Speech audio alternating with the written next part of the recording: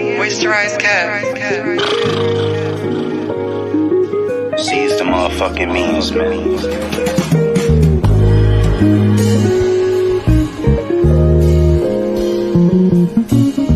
Don't cross picket lines, motherfucker. Yeah. Swiping, no swiping. This how I be, they try to lift my own style, my own shit. Made my own lane, had to prototype it. No, you can't do it like me, you know you tried it. How they fold on my life, can't co-sign it. 2K play now, seeing global sliders. Bro wildin' like I won't slide them. I'm pulling up, no bones Highland. Shorty know I'm a thot, I'm nose diving. Slid in while the rose vibing. But I just want all my homies inspired. Capitalism got our bones tired. It get lonely in the fire. Gotta go get grinded. Goals and drive, the end goal in mind. We made socialism flyer. Don't wish your day job on nobody. Eat the rich. Guillotines, they next go inside them. Guillotines, they next go inside them. Guillotines, they next go inside them. Guillotines, they next. Yo, what's going on with you, family? It's your boy Hollywood Sensei of the Blurred Cartel. We in the building. What it sound like? Volume 3, track 6. You know what I mean? And what you just saw right there was some bars from my guy, our special guest today, Moisturized Kev, in the building. You know what I mean? Guillotines is the title, right? You know what I mean? Make sure y'all know. Guillotines. That just dropped too, by the way. And it just dropped. So, I mean, it's new, fresh hotness for you. So make sure you go run them numbers up. You know what I mean? But, you know, like I said, it's your boy, Hollywood Sensei. We in the building. I am joined by my co-host, of course, my man, 100 Grand Con Man. What's up with you, Brody? What's happening, man? It's your boy, the communication _man.510. That's the Bay. Catch me Universal Basin and catch me on here on What It Sound Like podcast to get your best reviews and interviews. Yes, sir. And then, of course, the man of the hour joining us, Mr. Moisturized Kev. So, what's going on, bro? Introduce yourself to the people. What's going on? Honored to be here. Appreciate you for the invite. It's Moisturized Kev from Camden, New Jersey. I'm now in Tampa, Florida. And we rap, you know what I'm saying? Not ashamed to say I'm a lyrical rapper, you know what I'm saying? I spit bars, you feel me? I got a little bit of consciousness in there, but I always keep it street and I keep it regular, you know what I'm saying? I'm a regular dude. I got a 9-to-5 job, family, and, you know, I feel like there's not enough rap just from the perspective of a regular motherfucker, so that's what I try to do. But, yeah, appreciate you for the invite, man. Happy to be here, man. Let's do it. So I don't know if the sensei is preoccupied, bro, but you know, just for a little start-off convo, did you approve the flyer? Did you see it? He showed me the flyer today, and I thought it was dope. You know what I'm saying? I definitely thought it was dope. Hell yeah. I'm hoping that my people, you know, I got a little scattered fan base. It's starting to build up. It's really starting to pick up. So, you know, I'm hoping that they tuned in. But, you know, if not, they're going to definitely catch it on the replay for sure. Okay, for sure. All right. Yes, sir. You know what I mean? And y'all know we start the show off with every week. You know what I mean? You know, we got to get into the current events. Before we get into anything, you know what I mean? We got Kev here with us, so he's going to go through his current events with us. You know what I mean? Let me get let me get your ticker up here real quick. All right. For your currents. You know what I mean? You know, it's a few things. You know, we don't just talk about the last week, the last time y'all saw us, we had a little heated discussion about some stuff. You know what I mean? It got a little, you know, it got a little real in this joint, you know what I mean? But you know, your boy Diddy, you know what I mean, he's losing. You know what I mean, you know what the whole Cassie situation, you know, they settled for whatever amount of money, whatever. You know what I mean? In the midst of that though, you know what I mean, it's been some things where Diddy's been losing. You know, you see the Harlem Charter School, they saying, listen, they decided to part ways with Puff. You know what I mean? They said, you know, we can't do it. You know, we parting ways. We also had what? You also got Revolt. You know what I mean? He, you know, Diddy taking a temporary lead. No, what? A revolt, Oh shit! assault lawsuit. So, you know what I mean? You got that going down. You know what I mean? It's looking, and then you also have, you know,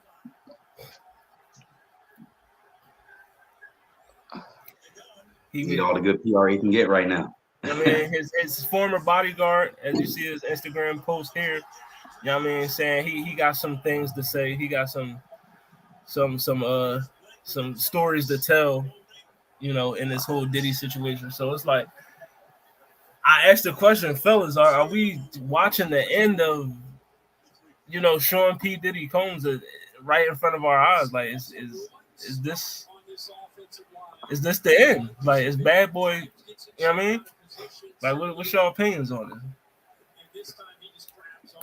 Kev? Man, I'm gonna say, you know, yeah, I think it's the end. You know, because if I'm not mistaken, he's not facing any criminal cases. These are all civil cases. So, you know, I could be absolutely wrong. I admittedly haven't like really dug in.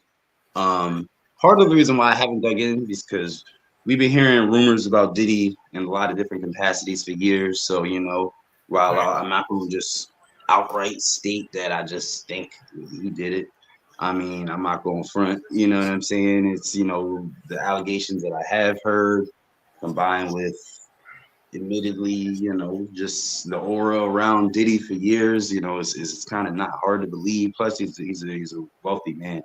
When you get that much money for that many years, you in spaces that, you know, you're around some different type folks, you know what I'm saying? You're not just one of the dudes on the block. So it's different. But anyway, I will just say as a hip hop head and as a, you know, student of the culture, it is always sad. I mean, trust me, I'm gonna stay focused on, you know, if he did it, then fuck him. But you know, it is a little sad to see, like, damn, like Diddy, Bad Boy, that whole it's like really a sign that like, yo, that era's gone, bro. Like that whole golden era, as they call it, like it's a wrap, it's washed, man. Damn, Diddy. Right now, Cassie's lawyers are saying take that, but comment. That's funny as fuck. How long you was waiting to drop that one? I just that was just off the top of the head. Yeah, that was off the dome. Okay, yeah. Freestyling, huh? Your boy, dude. I still got bars. I mean, you know, I just don't be rapping like I used to. But you know, I got some shit for you. Okay. You know, but yeah, Diddy. It's the fall of Bad Boy, Diddy, whatever. It's definitely. I feel like it's imminent. You know what I mean? When you see all these people dropping off, he's settling. People getting their masters after years of not getting it. It's like, you know what I mean, you trying to make your rounds because you know some shit about to go down. So, you know what I mean, it's looking a little bleak. Also, you know what I mean. Speaking of another New York legend, but Jay-Z, you know what I mean. Him and his I believe it's a museum in Brooklyn got a commemorative little display here for you with 13. It's a library. I mean, a library in Brooklyn. 13 library cards. Well, 14. You see one missing spot, but 13 library cards with all his album covers on it, and the 14th is missing. That's dope. Think, is there a 14th album coming from Hov? Is he about to give us album number 14? You know what I mean? So yeah, I wouldn't be surprised. I also wouldn't be surprised if it's an album that comes after that. Yeah, facts. But yeah, you know, shout out to Hov in the Brooklyn Library. Also, we want current events. Your man J. Cole, middle child, now 9 times plat. You know what I mean? Shit.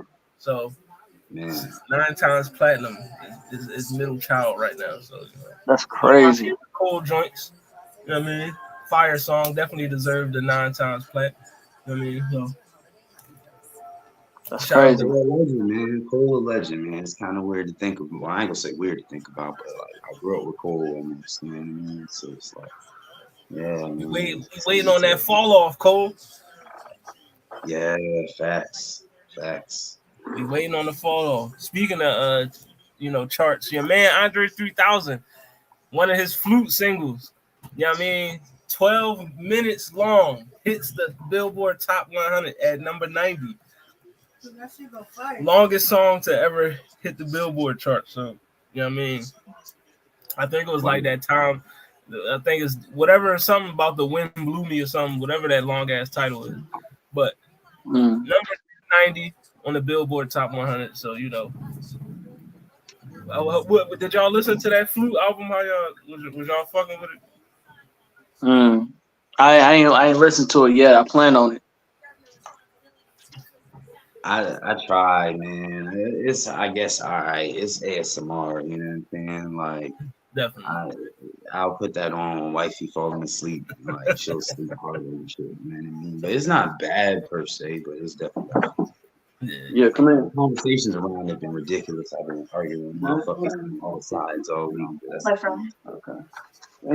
You ain't talking about it. I listen to it. You know what I mean? I feel like if you are a fan of just like music, just the sounds of music, no words, no lyrics, no nothing, you just love hearing the instruments, then you know what I mean, you'll fuck with this drum. But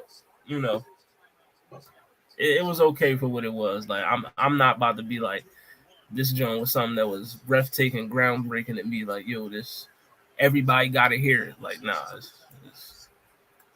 I don't know if you heard Lupe rapping over one of the joints on the album. I don't know if he did or if he rapped over all of them, but I know he rapped over one of the joints.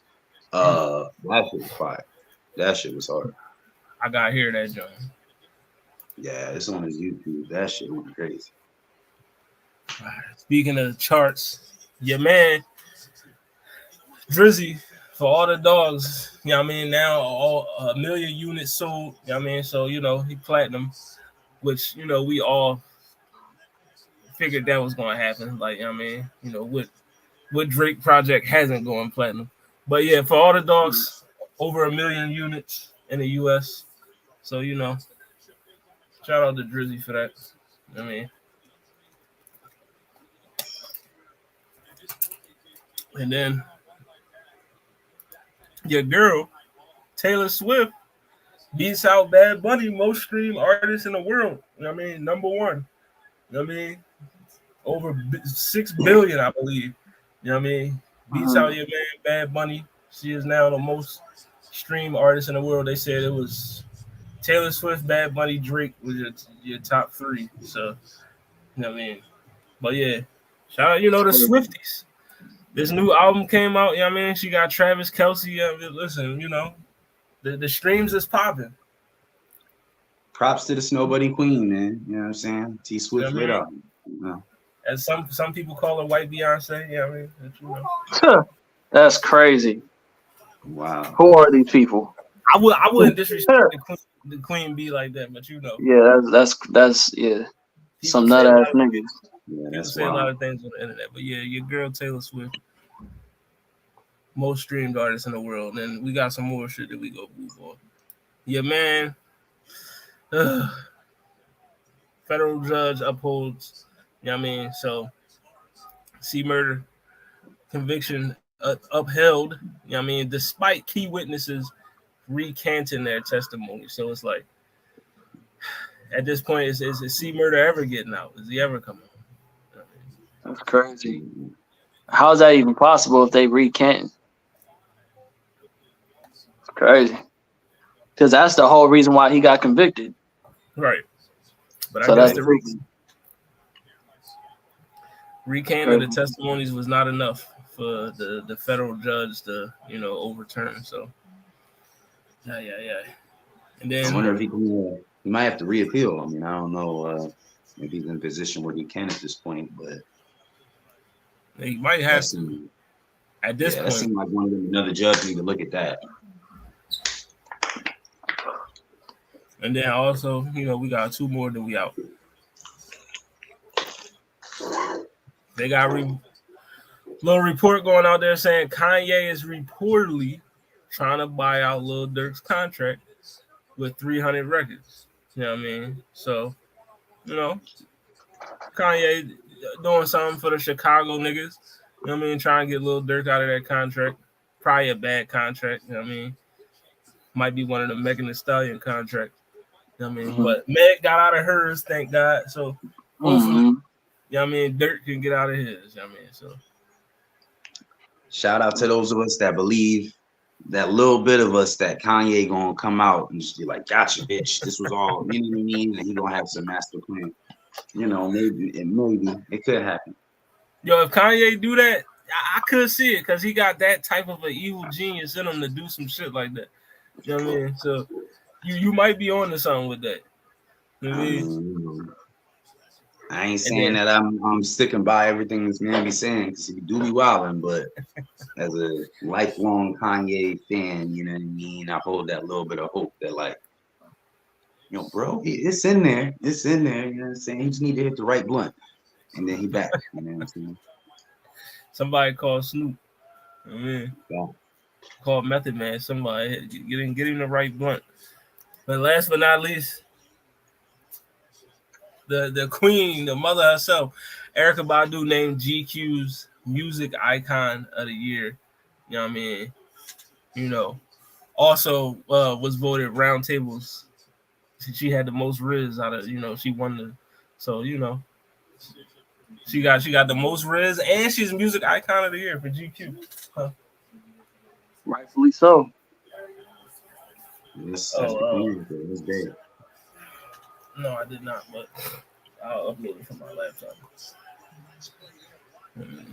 But yeah, Erykah Badu, shout out to Miss Badu. You know what I mean? But that's current events, but you know, we ain't here for current events. You know what I mean? You know why we in the building.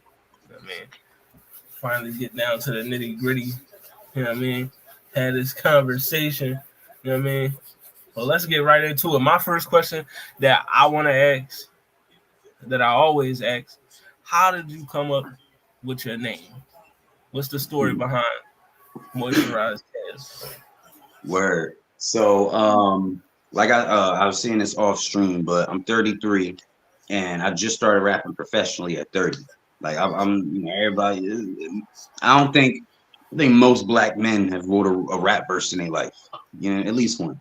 You know what I mean? Like, niggas been rapping, but I really started rapping professionally at 30. And so I was like, yo, one day I was just like, yo, why not just start rapping, bro?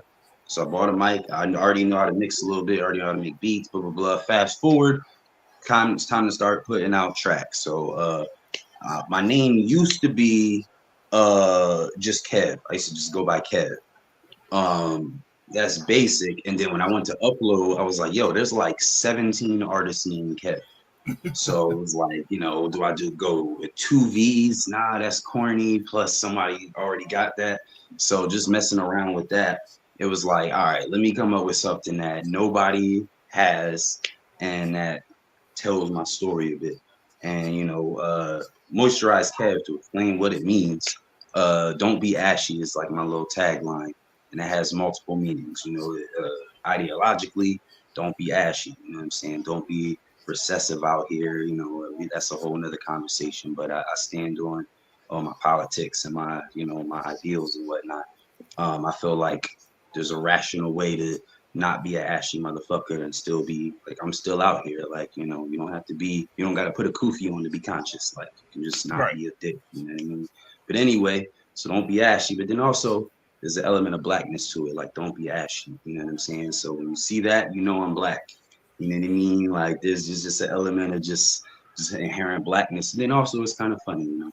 I actually heard people say, I hate the word moist. People hate that word. So, all of that, I was like, all right, Moisturized Kev, fuck it, let's go. And I just kind of was like, run with it. And the rest is history. Shit just worked out. Man, make sure y'all stay moisturized. Don't be ashy, motherfuckers. You know what I mean? Real talk, man. Keep them bows shining, you know what I'm saying?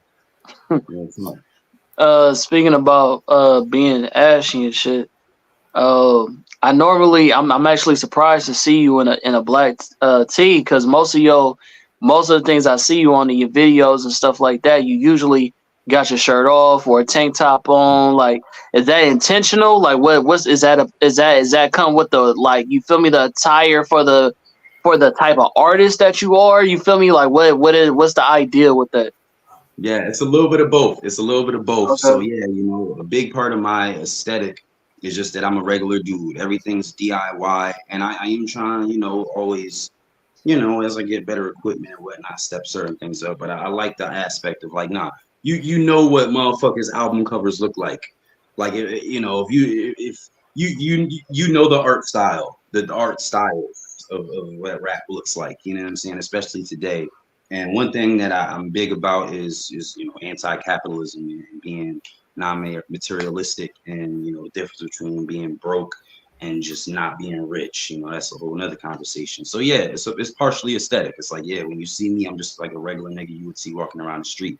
And like that's how I hope if I ever blow up and I'm on BET red carpet.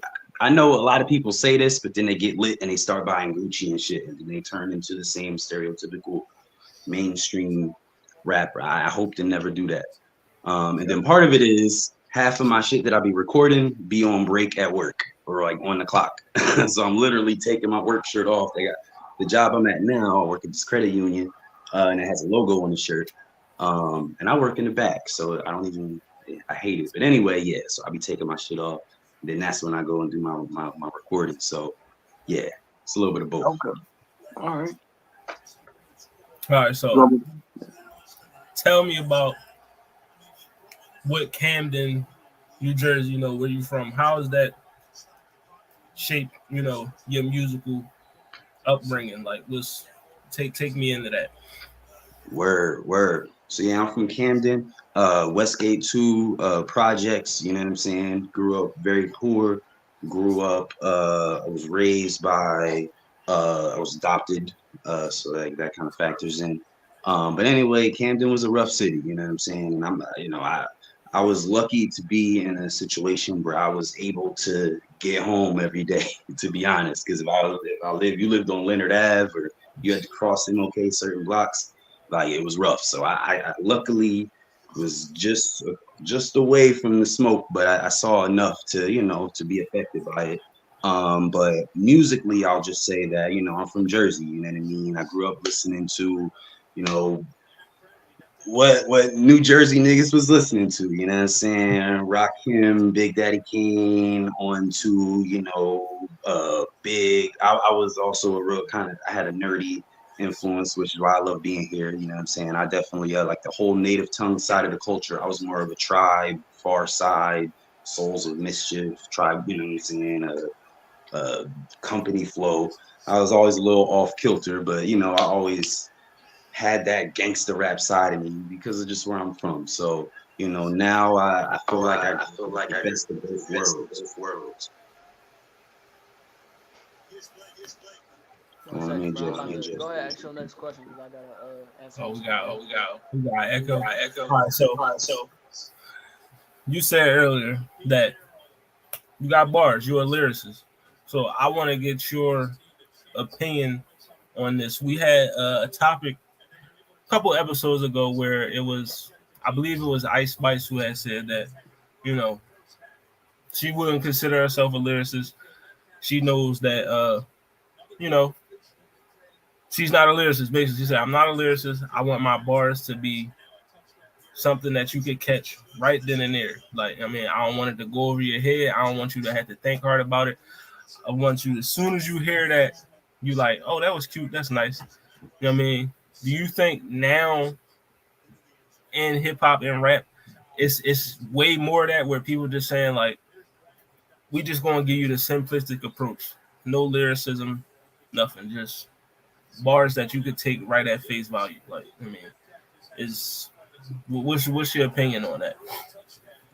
Oh yeah, absolutely. I'm not gonna say it goes without saying, but the whole the aspects of the music that we focused on, or I say we, like I'm 33, you know what I'm saying? But I grew up in the 90s, early 2000s. I saw the shift. So, we focused on flow and lyrics. And even if it was a party song, like I always use Ludacris as an example. Ludacris was a happy-go-lucky party rapper, But you put on Right. any Ludacris song, now you be like, yo, he was rapping, bro. Like he was spitting verses. He had punchlines. He had, there was a logical flow of how a rapper sounds, and Right. um, nowadays the aspect is more on, it's way more on flow. Melody matters so much more. Catchiness, earworminess, is the word. So long story short, people aren't trying to traditionally rap. You know what I mean? Like I be telling like my fellow old heads or the new old heads, it's like, yo, people aren't rapping badly. They're rapping literally differently. Like this is a different style of rap. So anyway, yeah, she's right, and it's cool. As a lyrical rapper, I'm not mad at it. My issue is really, and I'll just get it out there right now, with the media and the presentation of what's out there, because like, there's rappers in every lane of the culture that are, doing numbers, making classics, and interacting with the fans, touring, like all of that, collabing with the artists that are on these, highest stages. But because certain styles of rap are easiest to market, they get the most press. Right. And it makes it a us versus them situation, when really, again, they're doing a different style of music and it's cool. It's actually a talent, and not everybody can do it. Like, last thing I'll say on this, in my generation, we used to always talk about Nas trying to make party songs, and Right. it's like that was a talent that Nas lacked. Right. Thugger could have went in the studio and knocked out them party songs and had them way more lit. That's a Right. talent that he has, because that's that, what I'm saying, that side of the culture highlights things that work better in that aspect. So it's cool. It's all good. That's true. You know what I mean? Because especially with the Nas thing, because like we all love, like what's an example I could say? Like we all love Street Dreams more than we love Uchi Wally. Like, you know what I mean, that just wasn't, that wasn't where we was. Nas, we ain't want that, John. I'm just saying. Yeah. Yeah, you even had to what's that you always say, bro? What's You your ain't, what's your you ain't even huh? had to do that. You know what I It's mean? something like that, yeah. But what was I gonna say? Okay, so like speaking about like what your influences and all your background, right? Where did you like start writing? Because some people don't start off with rap. Like you could start off with poetry. You could have started off with, you know what I'm saying? I know you have like a real good lyrical background. So like where did your talent in writing come from? Word, good question. So yeah, I've always been rapping. Like I used to I moved to Pennsauken when I was like 14, 15. So that was like the suburbs. So it was a different ball game, but I was still rapping. I was battling. I was in a band in school, You was and I battling in the suburbs? yeah, yeah, man. It was What? it Hold was on, what? motivating. It was So wait, when we say motivating. suburbs, we ain't talking white boys. We talking like a different, like mixed culture or something. Yeah, like to be clear, like it was like middle class suburbs. Like it wasn't Okay, like okay, like the hills. So it was still dudes. okay, It was dudes okay. from, All right, all right. like it was a bunch of dudes that got an address a city over, that was able to go to the Pennsauken schools, and they didn't have to go to the Camden schools. You know what I Okay, mean? okay, okay. But yeah, so but but anyway, yeah, I was battling. I always rapped, and I've always been a huge fan of rap, and I've always wrote. I've always like just wrote random verses. I'll just and then a thing that happened is I came down to Tampa. I went to jail. And then when I went to jail, um, I did 2 years overall, and yeah, I was rapping in there, and that's really like when if I wouldn't have went to jail, I probably wouldn't be rapping now. I don't know where I'd be, but really battling in there, and just the whole thing of being a nerdy dude. I had my glasses on, but I'm jumping in a cipher and I'm chopping dudes' heads off, and I'm not afraid to clown you. You know what I'm saying? That's So dope. anyway, I always had it as a part of me, and then like I said, I hit 30, and then something just hit me one day, like, yo, I'm gonna just put out a track and just record. Like I can just record a song right now. So Boom. you had a whole get down or die trying moment where they were just like, "Hey, nigga, let me be your manager." Type. You know what I mean, yeah. I'm saying? Ironically, literally, you know what I'm saying? I was actually running with some cats down here, but that didn't pan Mhm. out. That's a different story. I'm not even gonna talk about that. Yeah, But yeah, yeah, yeah, yeah, yeah. I had to strike out on my own and figure out my own lane. You can't fit yourself in with dudes you don't match up with or can. That's a whole story. Fact. Let me say one more like real quick because it's a little transition segue. So speaking about people you getting down with, I heard one of your songs where you know basically you said having sex with you can't be a bad time. Shout out to Ice Spice. What's that?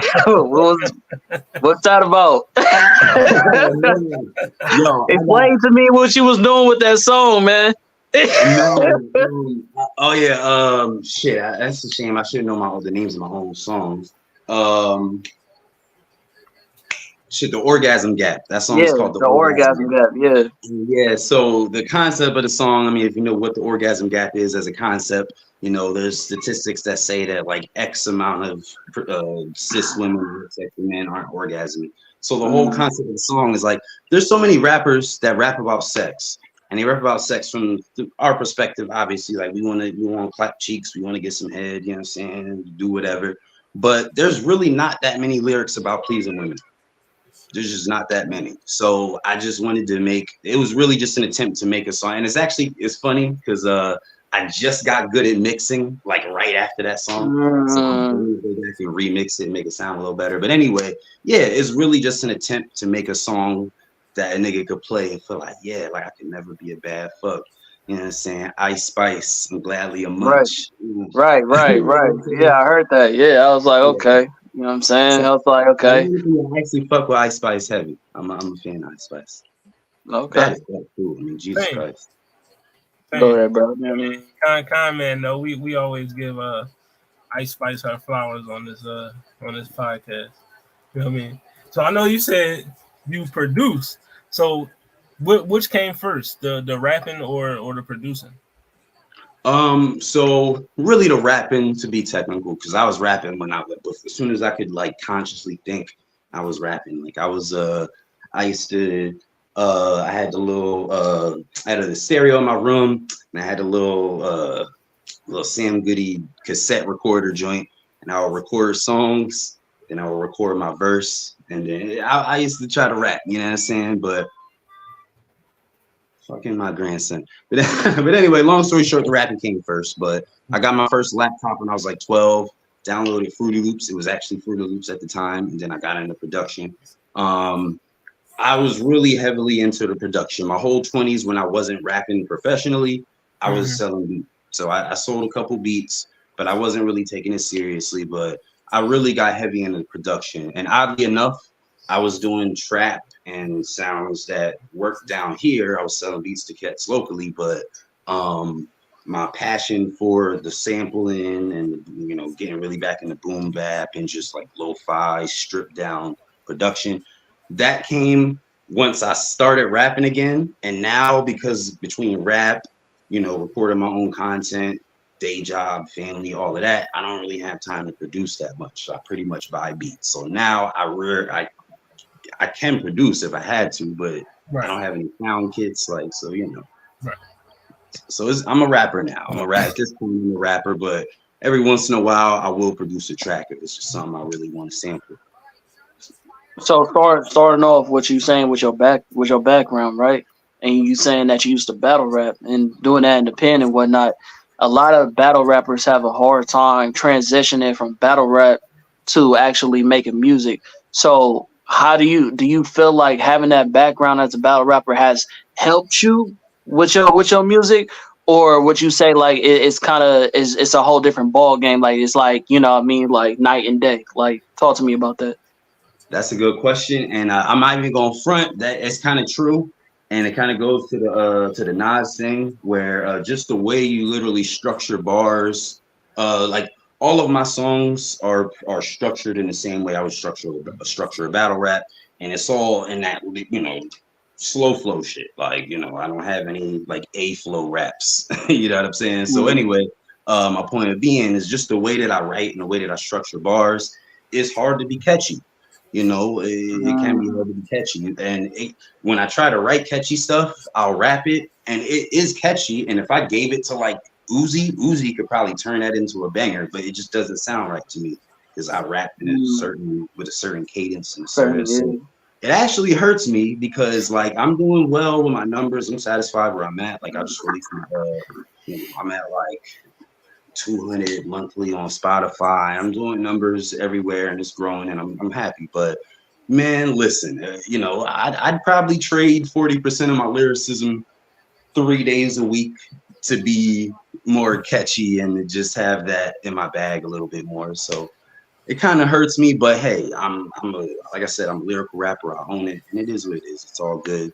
And there's a light at the end of the tunnel for that. You can make a career out of that kind of rap. You don't have to try to do something different. So anyway, yeah. Respect. So would that make the prize of it all even more sweeter, knowing that, you know, I did this on the back of my bars of my lyrics. I didn't really have to go commercial, get poppy, or give you some music that I really don't believe in. Like I gave you the music that I fuck with to my core. Like is that makes everything more sweeter, right? Absolutely, absolutely. And I got a real something real short on that. So like my 3 pin posts, and there's a couple more that I haven't pinned, but you know, I've went mini viral a couple times. Not like Lil Nas X viral, but I've went viral in my genre. And one thing I'm all very proud of is like the joints or like the little videos and different, you know, on YouTube a couple times, TikTok a couple times, Facebook. It's all just literally me rapping into the camera, me doing my normal you know, my normal shit. And the thing about it is seeing like what I call the Minecraft kids, you know what I'm saying? The hipsters. So when we get the hipster 30-year-old white dudes with the beards, and then when you get the Minecraft kids that put your video over the video of them doing the Minecraft jumping shit. Once you get them two demographics, you on. It's a wrap. And seeing them demographics interact with my shit and like they'll post some young boy shit and then post some of my shit. And it's just like, yo, all right, I was able to reach the same demographics that I thought I had to do some like a drill song. No, I don't have to do a drill song to reach them. I can reach them doing this. It might be a little harder, especially with my subject matter, but it's doable. So that's a really beautiful feeling, bro. It's really like those little moments is the reason that I keep going without going crazy. You know what I'm saying? Because it's like, yeah, nah, there is a light at the end of the tunnel, and like Larry June exists, Rock Marciano exists. You know what I'm saying? Griselda's out here, Earl Sweatshirt, Mike, Navy Blue. Like these cats have fan bases.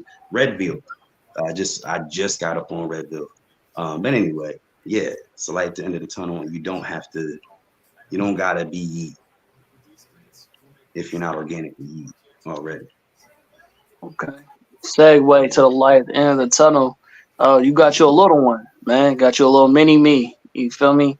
So what's that like from coming from that type of background, coming out the streets and the pen, and now you raising a son? Like I seen you did a whole song contributed to him. You feel me? Like so, how's that also contributed to your lyricism or your artistry to where that's kind of changed your direction? Or like gave you more motivation, or what is it like now being a father that you feel like has made you transition in life? And let me just throw for some context. So I am a father. So I don't have any kids of my own. I'm married. But I've been married. We've been married for going on 15 years. But that's even bigger though. So you mean to tell me that's not your little one, but you made a song contributed to him? Oh yeah, that's my grandson. Oh, but okay. I was just gonna say, like, I say step the first time just to explain the situation, but they're all mine. You know what I mean? Like, yeah. Got you. The feelings is ultimately the same. So even though technically, I just wanted to get the technicality out there in case my daughter see it, like, don't be claiming King. So you know what I mean? But nah, yeah. But it's again, the feelings is still the same, and I can still answer the question the same. It factors in, and this is something that, you know, is really big on my ethos. Again, I'm a rapper, and I'm a conscious rapper, I guess you could say. But you know, I think there's ways to do it. I don't want to think I'm preachy. I'm not like trying to convince you to be conscious. I'm a conscious dude, but I'm not just a conscious dude. I clap cheeks. I smoke weed. Most of my bars is about hoops and like, you know what I'm saying, video games and shit. Like, so anyway, I digress. But I like to have music that my kids could actually listen to, but isn't for kids, if that makes any sense. Like, how can I describe it? Like, you know, when rappers make the song that's for the kids, and like there's no cuss words in it, and it's about positivity and like going to school, and like it's like no, like that's not authentically you. I feel like I have like this perfect balance of like, yo, I'm really the same person I am with my kids. Like my kids don't smoke weed. Like, you know, they know that me and their mom are polyamorous and like I date. They know that like I, you know, so it's just like I can rap about the same things I would normally rap about, but in a way that my kids can actually listen to it. And I'd like to hope that, you know, when they do get older and really like, you know, my kids that's older, I don't really vibe with my music that much, but I like to hope one day they will sit down and be like, yo, like there's gems in here. But it's also kind of lit. You can play it in the whip, but it's some gems. Hi. So it factors into my ethos a lot. Speaking of, I'm actually surprised that you didn't go crazy for the Andre 3000 new album, because it seems like a lot of your music has that same type of instrumental, you feel me, sound Yeah. to it, where it's like, you feel me, very jazzy, very, you know, a lot of instruments being displayed. So it's actually interesting that you had that take. I thought if anything, you would have probably went crazy on that. Like, did you grow up maybe around your grandparents or something like that, where you just got a sound for horns and trumpets and, you feel me, saxophones and shit like that? Talk to me about it. Yeah, man, and it's funny. Like the Andre album is it's a good album. Like I get it, but I just you know it's not something I will go back. Now there are instrumental albums I will go back to, but it just you know that one didn't really hit me. It's a little too sleepy. I guess I needed something with a little bit more pep. Mm. Um, but in terms of like my samples and like I rap over the music that I grew up on in a way for real for real. I was adopted and I was raised by folks that were in the church. So I grew up with, you know, the person I call my mom playing nothing but, you know, just straight up either choir music or Kurt Franklin. Like I heard I'm going up to yonder every Saturday morning, bro. You know what I'm saying? Mhm. Going up to yonder. Like, you know what I mean? And then my dad, 60s, 70s, you know what I'm saying? Jimi Hendrix, all everything from Motown. And a lot of those joints I'm scared to sample, but it's a lot of other joints that I happen to be privy to because I literally grew up listening to them. You know what I'm saying? So yeah, it heavily impacted me. And I literally pulled directly from some of those songs and sampled. Got you. Okay. All right. So speaking of samples, what's like, what's your top sample so far that you've been able to use, and what are some samples that you want to use in the future? Gotcha. Um, so let me think. Let me think.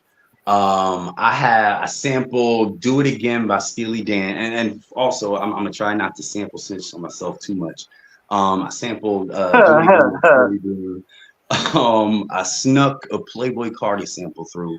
I sampled oh man, Top. I sampled "Top" by Playboy Cardi.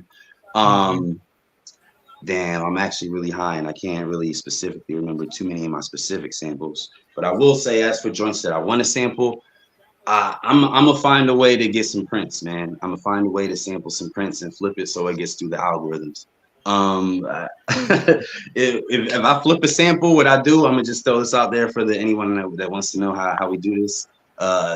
You mangle the sample, you do what you do with it, and then you take a good 50-second clip of it, upload it to YouTube, upload it to TikTok, and see if the censors catch it, and see if they tell you like no copyright strike. And if you can sneak it through, then like you almost don't even want to snitch on yourself. It's Right. almost like, oh, all right, I slid.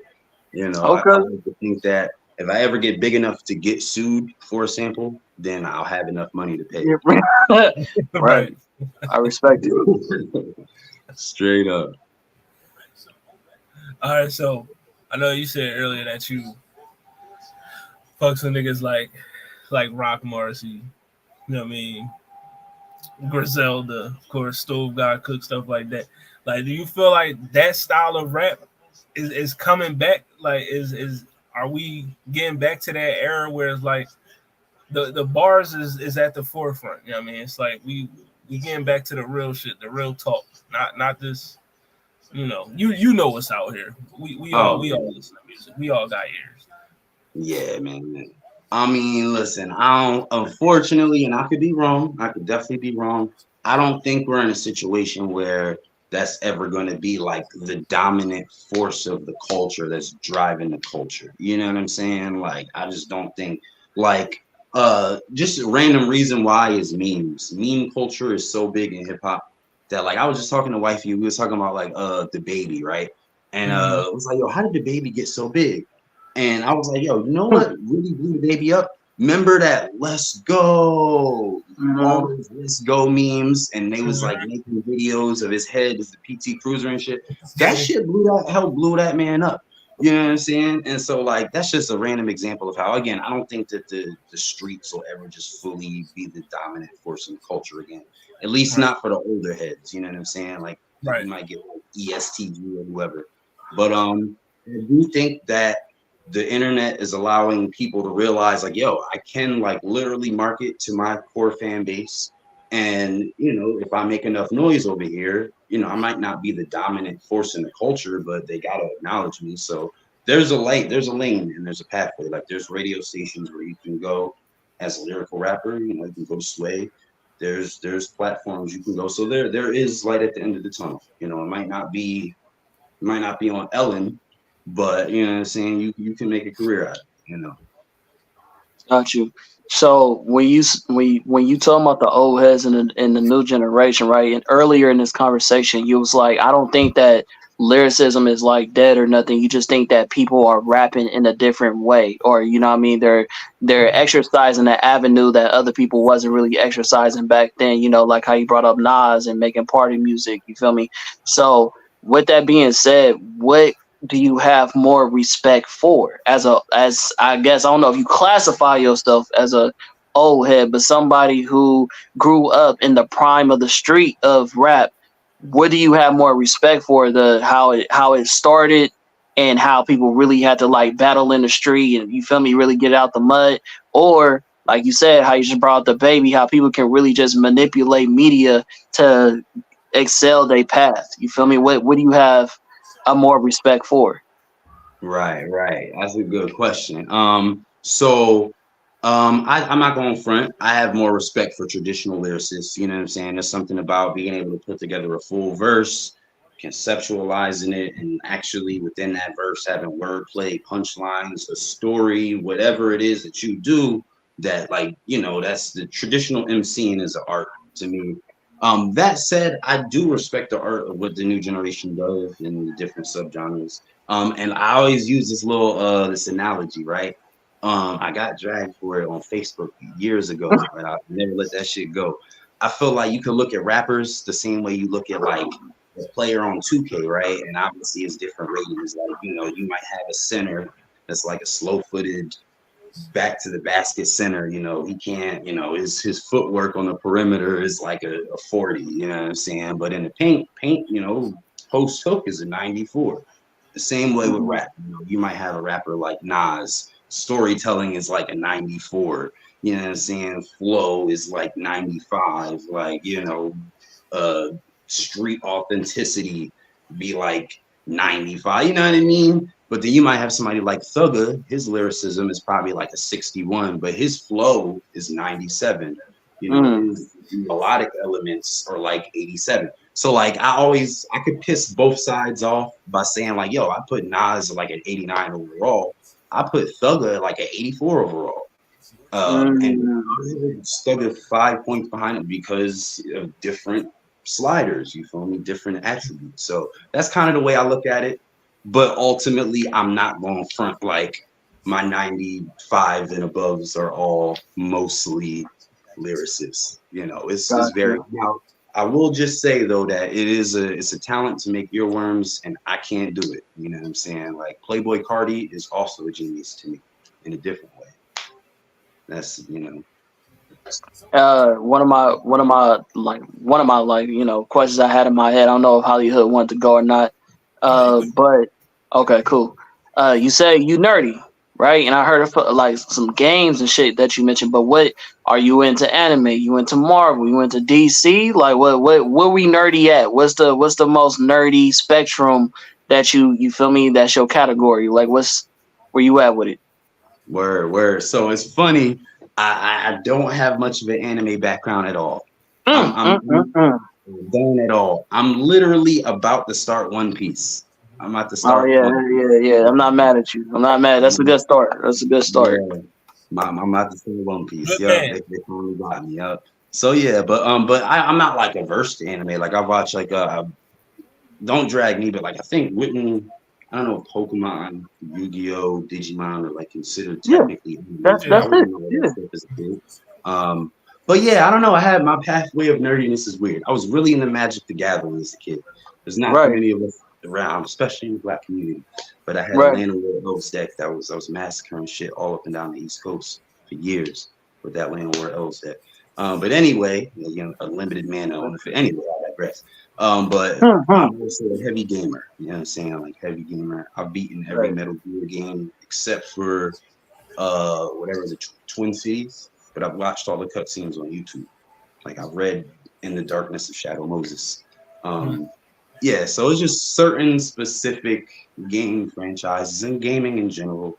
Um, and then also I'm a book nerd. I'll be reading a lot. I'll be into philosophy. Um, you know, I think overall I don't have like a nerd thing, so to speak, but I'm a nerdy dude. No, that's extremely qualified. Like if you sitting there playing the strategy games, shit, you feel me, like and all that, like that takes another level of nerdy. That what I mean, that's core nerdiness. Because I feel like a lot of motherfuckers they they're mainstream nerdy. You feel me? Like that's not real nerdy in my perspective. You feel what I'm saying? Like if you not really reading, like you say, like you're a bookworm, you feel me? Like you're not in the books, if you're not really sitting down trying to get down to a craft of some shit, then you're not really nerdy. If you just sitting here watching what's on Netflix or Crunchyroll and you consider yourself a nerd, I mean you just a part of a fan base. I don't know if I could really label you a nerd. You feel what I'm saying? So no, Yeah, that's you it's qualify. You gotta be this deep is in the where trenches. we get in the trenches off the music because on one hand, like I like the fact that the nerdy aesthetic is more of a thing and it exists more in the culture. Like people get mad at me about Uzi. I have this thing with Uzi where it's like he gets all this credit for like, oh, he's so like emo, and it's like, no, this motherfucker is not. He a nigga from Philly that rap about bitches and smoking blunts just like the rest of these niggas.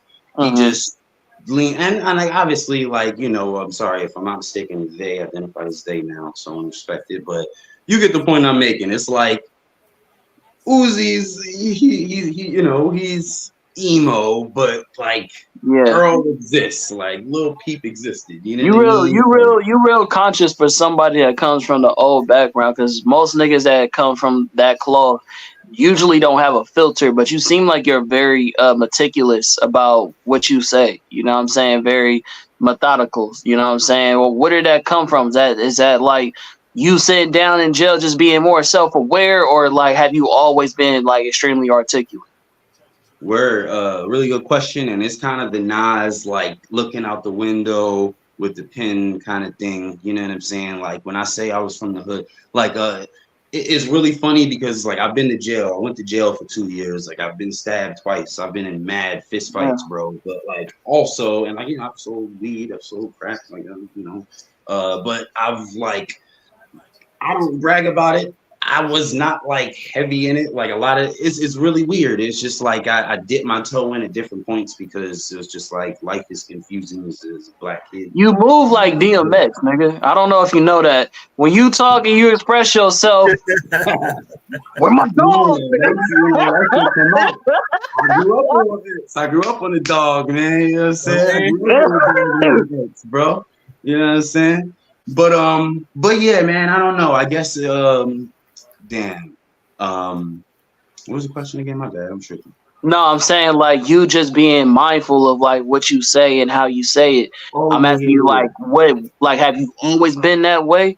Because like I said, yeah. from even me, and I don't know if I'm considered an old head or not, but I know for me like it took me a while to get to this point where I'm like, oh no, let me be aware of the room I'm in.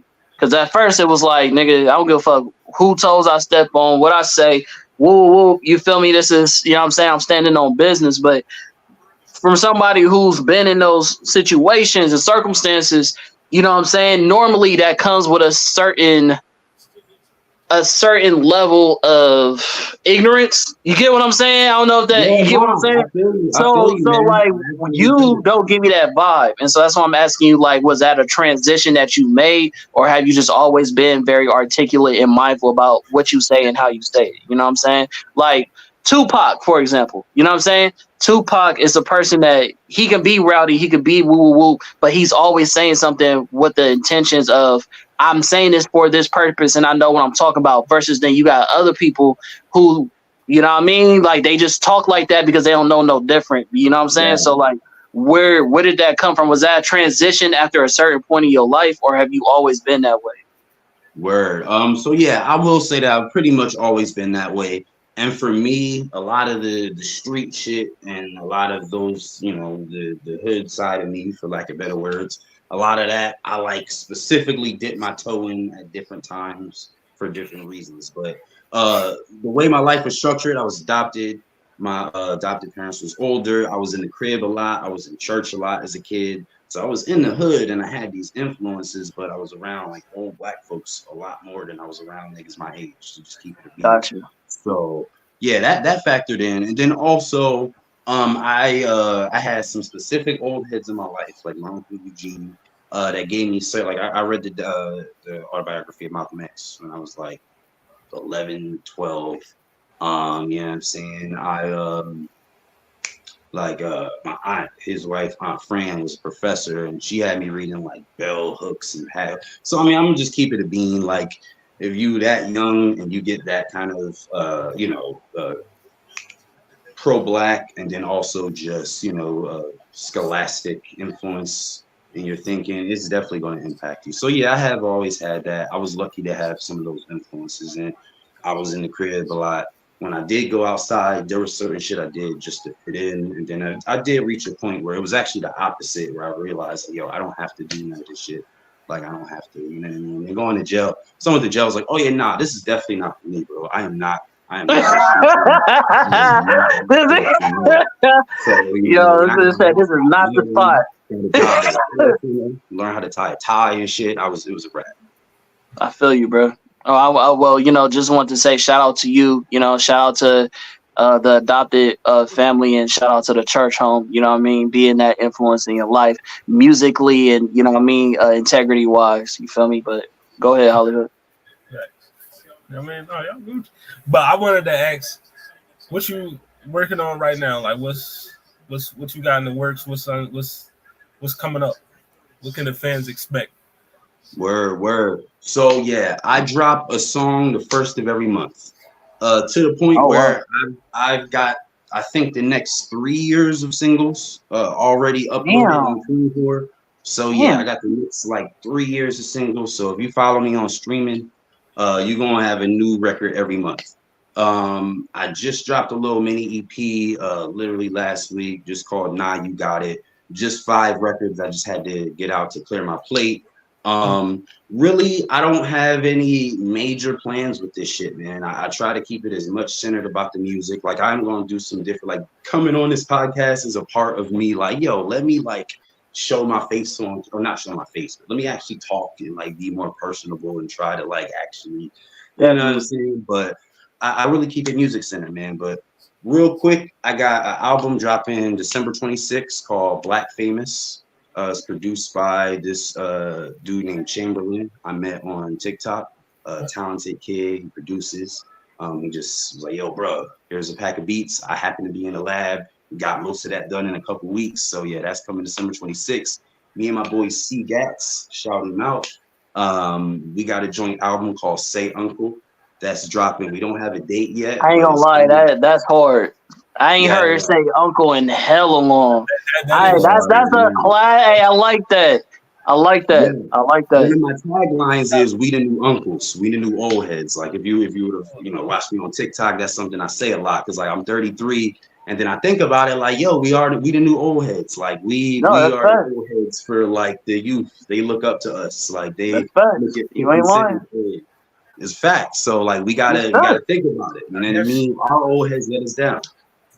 Yeah, none of my sisters got kids, but they call me all the youngest be calling me Unc. You feel me? But that's also like a cultural like Hawaiian thing too. Like when I was living in Hawaii, that's just something that they teach the youth. You know, if they don't know you but you are elder, they call you uncle or auntie. You feel me? So I fuck with Word, that. You know what I'm saying? Say, word, word. And yeah, man. But last thing, so to say, Uncle Joint, that should be coming in January. We got like 1 or 2 songs. We got some media to do around that. And then yeah, man, I'm gonna just be next year. My first album that I'm doing next year is gonna sound completely different. And I'm planning to do like a little like a trap album. You know what I'm saying? I'm keeping it being. I got a producer I'm working with. But I got a lot. I got a lot of music coming. It's all about the music. You know what I'm saying? It's all Okay, about bet the music. for sure. Hollywood. the music. Oh, my bad. I was reading. All right, so what's one thing like you want all your fans to take away from your music when they pop that thing in their headphones, AirPods, or whatever? Like, what's the one thing you want a person to take away from what you Word, get? word. So if I have to choose one, ultimately I hope to drop some gems. You know what I'm saying? I'm not trying to be like a Talib Kweli like preacher with the kufi on, like I'm just like so smart. I hope that like, niggas hear and be like, yo, that shit was dope. Like, you know what I'm saying? Like I just want niggas to feel like my shit is dope. You know, in extension to that, again, you know, I hope to drop gems, but you know, ultimately I want to make dope rap. And it's dope because a nigga is rapping well on the shit. You know what I mean? Like nothing against the 808s and like, trunk slappers. I have like no slappers. You're not gonna get any slappers. It's a nigga rapping well. You know what I'm saying? So if you down for bars, a little bit of knowledge, a little bit of funny shit, a little bit of nerdy shit, it's rap. It's rap music. Got you. That's what, and that's what I got from it. So if that was your intentions. That's exactly what I got when I listened to the music. So that's what's up. Word, word. I feel like it's kind of a lack of everyday niggas. Like how many songs are there about hating your job? There's like two Right. I could think of off the top of my head. Like I Hate My Job by Cameron and Spaceships by Kanye. I can't Mm, really think of too many others. And that's a shame mm, in rap music. Right. Like, you know what I'm saying? From the struggle, rap is supposed to like, it's black culture. Like even back in the golden era, niggas was. So anyway, yeah, I try to keep shit centered as real as possible. I rap about like having to go to work and riding the bus and fucking paying bills, chilling with my lady and shit. You know, the haters are all like people that you would actually argue with on Facebook. The haters aren't like op shooting Uzis at me. Like, nah, it's like niggas that are saying dumb shit that I'm compelled to drag, or like the nigga that you hoop with that foul too hard. So it's just all centered on real shit, try to keep it real. okay, bet. That's what's up. It's like, my bad. Game is on, but I'm like, What game is that? What game's on? uh, Seahawks Cowboys. Ah, got you. Yeah, who won it? Seahawks up by 8, third I quarter. figured. I figured that. I mean, Seahawks. I It, mean, oh no, go ahead. What you say? oh no! I was. It's a flat screen behind him, but it almost looked like a chalkboard. So that's why I didn't say shit. I had to lean in to make sure before I said anything. I'm like, okay, all right. Oh, I said, I get that you be dropping gems, but this man got a whole classroom. I'm like, okay. Yeah, All right. So yeah. one question that I didn't get to ask that I always ask on these interviews: What take me into your creative process? You're like, how do you go into crafting your songs, making your like? Word. That's a dope question. And I've actually never said this. And I'm not big enough for like thousands of people to care. But one day people gonna dig this up because they're gonna care. So I'm gonna blow up that big. And we gonna blow up that big. But anyway, fucking So most of my raps are started by I have a list of basketball players. And this sounds weird as hell. I have a list. If you go to all my verses, like most of them have, if not a player, some sort of basketball concept. I have a list of just role players, stars, basketball concepts, teams, everything. And I'll pick a random and I inflect all of my syllables in my rhymes. So I usually, in most cases, I usually start with a basketball player, or if there's just a certain phrase, it could be like a common black saying, it could be something I heard on TV, whatever, and it'll just be a phrase. Um, and then I'll just literally write all the rhyming words that rhyme with that down to the syllables. So like, I'm gonna just choose a random nigga. Like matter of fact, I on my last project, I have the first bars of the song. Um, Try and make 15 cents, half a dollar. Need to get that cash cow popping. Already came up rapidly from the bottom. Nice with the raps, Pascal Siakam. Cash to my black goddess. Being whack is not an option. That whole phrase started with me watching the Raptors game. And just Pascal Siakam, cash to my black goddess. Being whack is not an option. And just writing all those phrases. And then I arrange them. And it kind of just makes sense. It's hard to explain, kind of, but once I have all the rhyming words, I start writing out just sentences of like what I want to say, and then that could just be streams of consciousness, and then it ends up turning into bars, and then I arrange the bars in order. It's really some Mad Lib shit, but it works, man. It works. All right, my last question before we move on to the next couple of topics. Who are your dream like collaborations? Who you trying to hop on the track with? Like, you know what I mean? Who you trying to get in the booth with? Like, you know what I mean? Word. And also, who's on your Mount Rushmore after that? You know what I mean? Yeah. Good questions. So who I would want to work with? A lot of my favorite rappers. You know what I'm saying? Rock is still out here.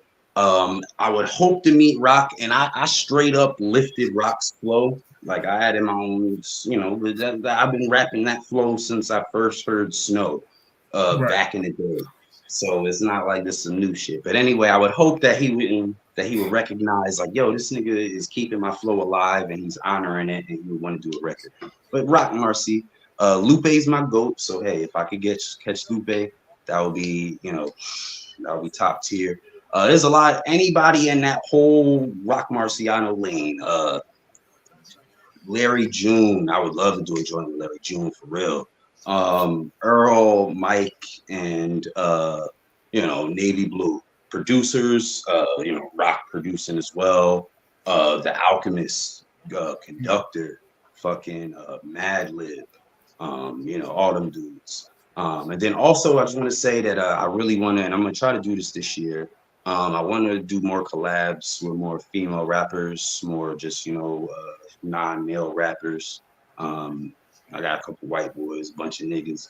I need to get some sisters on some records. But in terms of them, Che Noir, Rhapsody, freaking, Love the Genius. Like, let me get on some tracks with them. And I'll be Che Noir. I actually interact with her on Facebook. So one of these days when I get a couple free bands, what's the female rapper from Philly? What you say? I'm talking to Hollywood. What's the female rapper from Philly? The one that I like. Tierra Whack. Tierra Whack. Yeah, she nice. Absolutely. Yeah. She creative as fuck with the videos too, man. Jesus. Definitely. Yeah. Tierra Whack is fire. We had that whole. I already know how you feel. We had that whole debate, but I'm telling you. Yeah, we ain't gotta talk about it, man. You know what I'm saying, bro? Eddie was just better, bro. I'm sorry. You know what I mean? We talk, okay. So since you want to bring it up, I was trying to be cool, but all right, since you want to bring it up, I'm gonna ask him. So look, being somebody, you feel me, representing for Philly and shit, you feel me? How do you feel about who is the better lyricist? Not who has better songs, not, you feel me? I'm talking about straight bar for bar. Tierra Whack or Benny the Butcher? I mean, I'm gonna keep it a bean. I gotta go Benny. Of course. And it's partially because Benny, I mean, he raps about mostly the same topics, but he's so detailed with that. Tiara, a lot of her shit is just like trying to. Now, the Whack World joint, she showed off some lyricism, and I don't remember the names of the song, but there's a song about her dog, like that died. So there's some deep lyricism. And one thing I will say as a non-gangster rapper is that people tend to, and you'll see that when I get to my Mount Rushmore, undervalue non-gangster rappers because the ethos of gangster shit is so tied. So there's rappers like MF Doom, as just a random example. Like he just now kind of on the mainstream level being like, yo, yeah, nah, this nigga, like, he's dope. But he's not gonna be dope. Like, say, like, why can't he be better? Why can't he be higher than Hov in a ranking? Oh, well, no. Anyway, that's a whole other topic. But anyway, I'm not underrating her lyricism just because it's not some gangster shit and it's more playful a lot of the times. But nah, Benny's just too detailed. Like, for the shit I whipped and sold, he got this one bar from something for the shit I whipped and sold. I had to sit in a hole for 3 Christmases in a row. Like that type shit is just that ain't shit compared to Tierra Whack. That ain't shit. That's nice, man. One day, listen, I'm about to literally print her shit out and just put it on the stream and be like, what the fuck is y'all talking about, bro? I feel like this is the same situation where my nigga Hollywood said that Chance the Rapper is not as good as a rapper as who was it again? He not better than Big Crit, and I stand on that. Big Crit, nigga. No, yes, it's. Oh no, nah, I disagree. He better. I love Crit, but nah, crazy. It's Chance crazy, bro. Listen, that's the opinion. I asked the people. The people said Crit was better, so I'm just saying. That's why the people was wrong. You know, I asked the people, and they said they like Crit more. Who are these people? Work a bar better than, you know what I mean? So Crit's better. He might be a better songwriter, but just because he writes. Hell no! Oh my god! Definitely not that. But Chance a better lyricist than Crit. Straight up. Easy. Hey, man, I'm not mad at it. You know what I mean? I ain't gonna, you know, I fucks with both of them. So, you know what I mean? You know. All right. Well, yeah. Let's move forward. But, you know. But yeah, Mount Rushmore. Mount Rushmore. So let's go. So this could kind of change. The last slot could change, but the first 3 is always going to be Rock Marcy, Lupe Fiasco, Rhapsody. That's always going to be my top 3 right there. My 4th, you catch me on the wrong day, it could be Wayne. You catch me on the wrong day, it could be Q-Tip. Why is it the wrong day? Why is it not the right day? I gotta go. I'm gonna go Wayne. I'm gonna go ahead and go Wayne and just keep it a beam with myself because Wayne was he's the best punchline rapper of all time. You know what I mean? So yeah, it's Wayne. Quick question: Rock and Lupe. Wayne, who's a better lyricist, Wayne or J. Cole? Lyricist. Or matter of fact, who has the better flow? All right. I feel like Wayne got a better flow, hands down. Okay. Thank you. Now, when you get it, when you say better lyricist, and I'm nerding out here, like it's obviously, you know, this aspect. So the flow factors in, concepts and subject matter factor in too for me. Mm-hmm. And that's really where Cole gets the. Now, Wayne is funnier and he's a punchline rapper, and people undervalue punchlines, but like Wayne is just classic punchlines. And Wayne's got like real G's moving silence like lasagna. That's lyricism. Right. Like had a phone in jail. That's a cell phone. I don't give a fuck. That shit is bars, nigga. That shit hard. You know what I'm saying? So like that. Wayne got so many under like what's the word I'm looking for?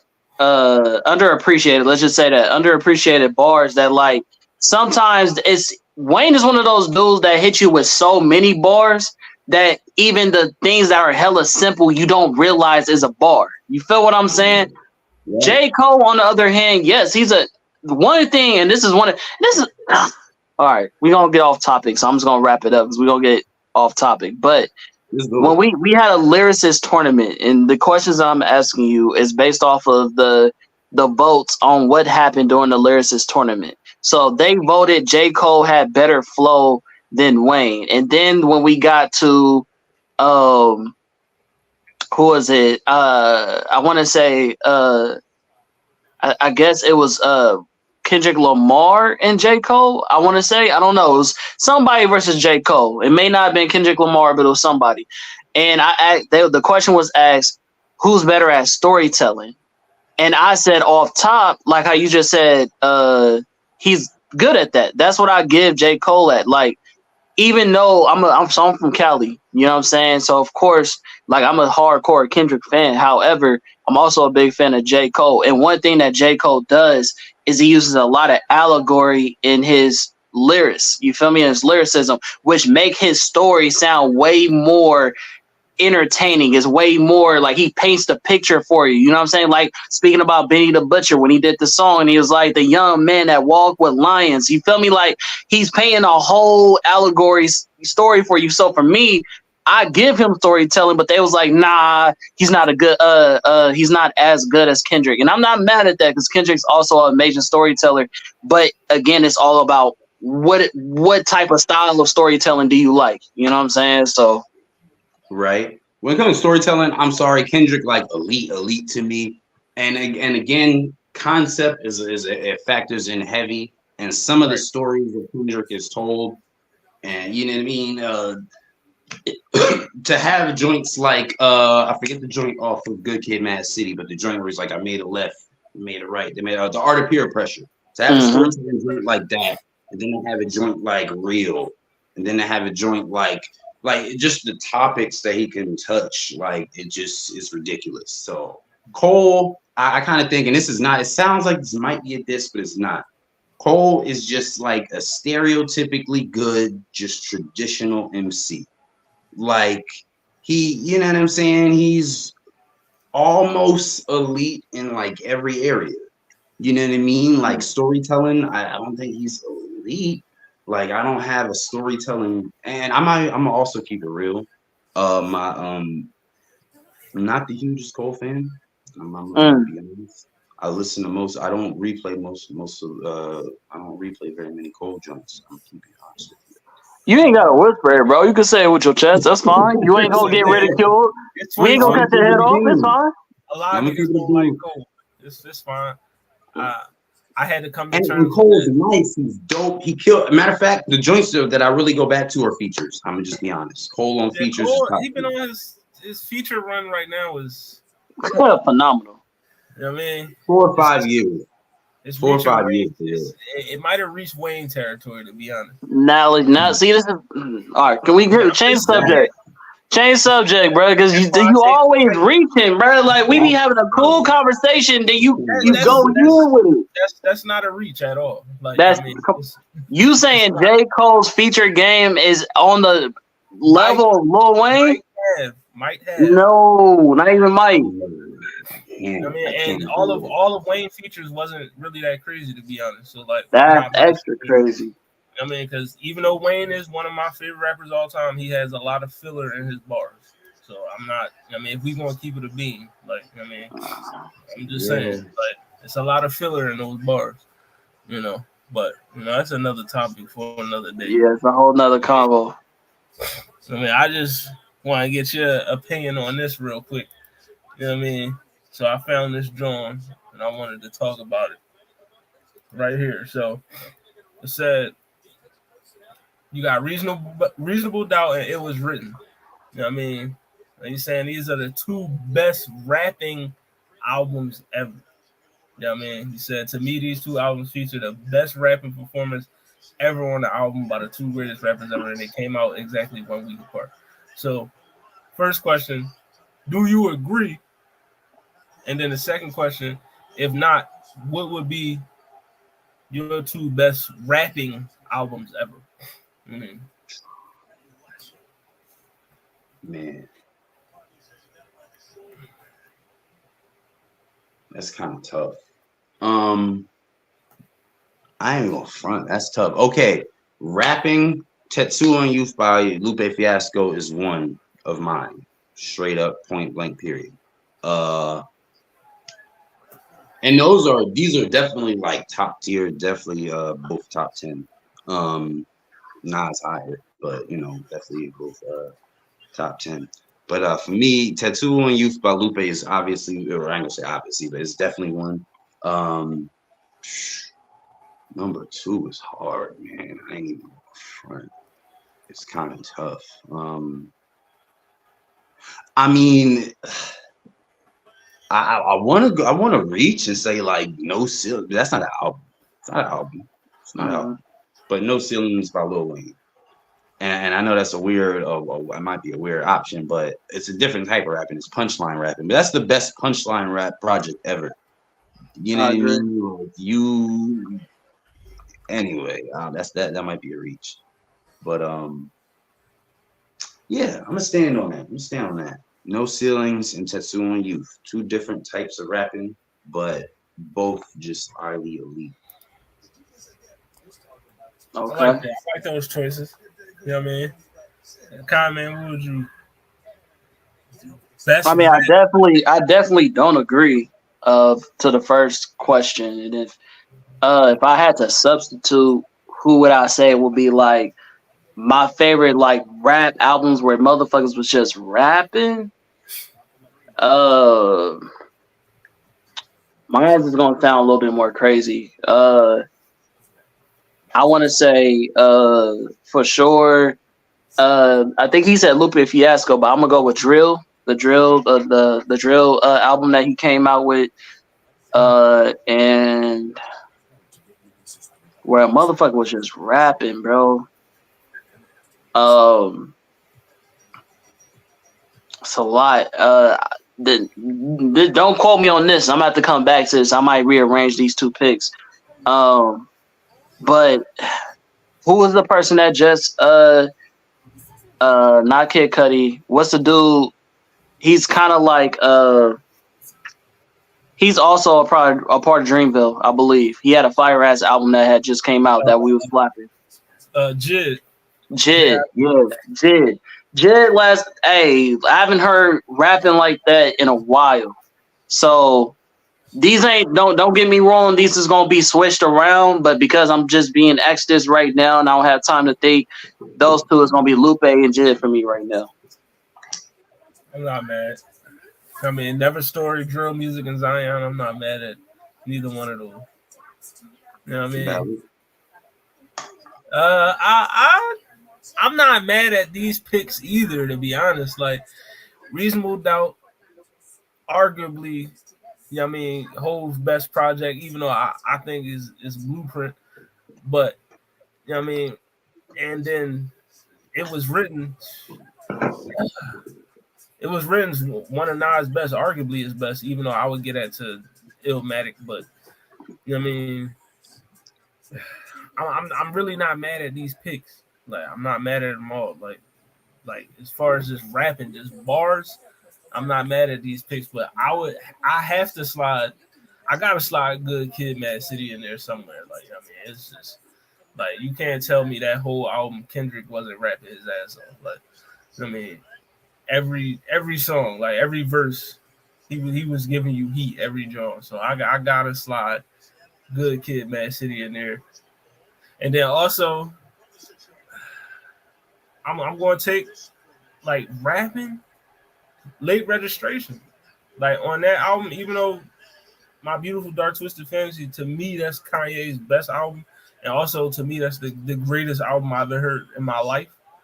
But like Late Registration, the rapping, like with just the subject matter, the shit he was saying, like that should stick with me. Like one of my favorite, what's the joint? I believe it's Roses. Like the shit he was saying on that joint, you know what I mean? You know, about how his grandma in the hospital, you know, she would have played for the NBA, all this other like, bro, just the shit he was saying. I mean, like he was really rapping his ass off. So that would be my two picks, but I'm not mad at Reasonable Doubt or It Was Written at all. Like I'm not mad at that. Facts for sure. For me, man, like subject matter factors in heavy. You know what I mean? And I try to weigh it because obviously, like I'm not going to just throw away the street shit and just say that I don't, I'm undervalue the streets. No, of course Right. not. But on the flip side, like there's like certain cats like I want to put these like dark comedy late show by Open Mike Eagle is an album where I wouldn't put it in that top tier. It conceptually and like he's rapping well on the whole album, but conceptually, yeah, I guess you could call it nerdcore, but he rapping his ass off, you know what I'm saying? And like people undervalue certain lanes or certain styles of rap. Like I've had women, like I be with the woke sisters and they be like, yo, like niggas will undervalue someone like Meg because she's rapping about, her sexuality or being a bad bitch. And it's like, nah, like if she's if somebody rapping about being a bad bitch and they spitting, then like I'm a, Right. Niggas gonna fuck with it. You know what I mean? I always counter with Kim. I'm always like, well, dog, like niggas was bumping Kim, dog. Like you They would catch was. niggas actually bumping Kim because she was rapping and she was actually, she had her sexuality on display, but she was spitting bars. You want to know who was hella underrated? That's the word I was looking for earlier. Underrated, but also like wasn't as popular. Chuck from Murder Inc. Y'all know what I'm talking about? Chuck, the light skinned chick. Charlie Baltimore. Oh, Yeah, oh yeah. Yeah. yeah. Yeah, She used to go crazy. Yeah. Charlie has some bars. You know what I Yeah, mean? boy. You know. But like I always as far say as this. women go, you know what I mean? Like a lot of motherfuckers always say, oh, she rapping about sex, she rapping about her ass, her pussy, all this other shit. You know what I mean? But that's what you listening to though. You know what I mean? You are listening to that. You have women, as he said, like the Shay Noirs, the Love the Geniuses, the Jean Greys of the world, the No Rhapsodies. names. You know what I mean? No name. You know what I mean? That's actually rapping. You know what I mean? They spitting. You know what I mean? But you not searching that out. You know what I mean? But like I said, that's another topic for another day. You know what I mean? Because I do want to get into how the women have changed the landscape of the rap game for the foreseeable future, in my opinion. You know what I mean, but let's move on. I got one more John that I wanted to get your opinion on. So it's this John I seen a post. It's gonna ask you what's the best diss track right here, like the best diss track. Oh, I already know. Oh I'll yeah. wait. I'll wait. So you got No Bass, the second round KO, hit him up, Ether. You know what I mean? What's the best John? What Out you of got, these Kev? four, it's ether. It's ether easy. I ain't gonna say easy. I ain't gonna say easy, but it's out of ether and hit them up, and it's ether. There's a reason that saying it became a verb. You know what I mean? Like you got ether. There's a reason for that. That's true. Goddamn, I'm glad y'all set it off, man. I gotta go with No Vaseline, man. Like that John was Right. he ripped them boys. And I fucks with second round KO. That John is like, cannabis was fucking up on that John. But for me, it's definitely between No Vaseline and Ether. You know what I mean? But I'm gonna go No Vaseline. You know. It's all West Coast for me. It's between Hit 'Em Up and No Vaseline, but for me, it's Hit 'Em Up. Now I heard an interview where Ice Cube was asked who he felt like had the better diss record, and he was just like, "Oh, Pac needed help on that record." And he was a one man army, and he took out the whole group. He don't think they took out another album. I mean, they did another song. Woo, woo. Okay, that's cool. Flowers to you. You know what I mean? You did your thing. But I personally know that Hit 'Em Up was way more iconic than it was No Vaseline. And it's not because it was better, you know what I'm saying? Because Ice Cube was spitting, you feel me, on No Vaseline. Right.